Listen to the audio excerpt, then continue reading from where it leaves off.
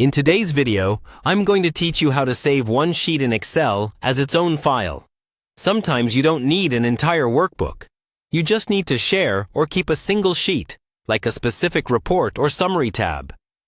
Instead of sending everything, you can pull out just that one sheet and save it as a separate Excel file. That's exactly what we're going to walk through. First, open the Excel workbook that contains the sheet you want to save on its own. Make sure that workbook is fully loaded and that you can see all the sheet tabs along the bottom of the window. These tabs are usually named something like Sheet 1, Sheet 2, or custom names you've given them, like Report or Sales Summary. Next, click on the tab of the sheet you want to save. This brings that sheet to the front so you're looking directly at it. It's important that you're on the correct sheet before you continue, because the method we're using will only include the sheet or sheets you actually select. Now, right-click on that sheet tab at the bottom. A menu will pop up with several options, such as Insert, Delete, Rename, and Move or Copy. From this list, click on Move or Copy. This is the command that lets you move sheets between workbooks or create duplicates of them. A dialog box will appear.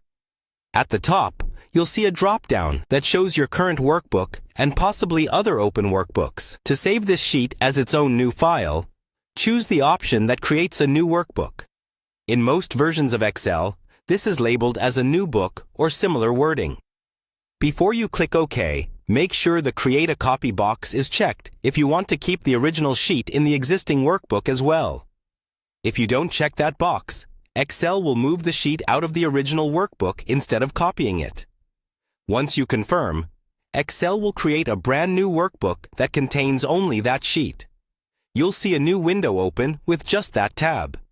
At this point, go to the File menu, choose Save As, and pick where you want to store the new file. Give it a clear name that matches the content of the sheet so it's easy to find later. Then click Save. And that's it.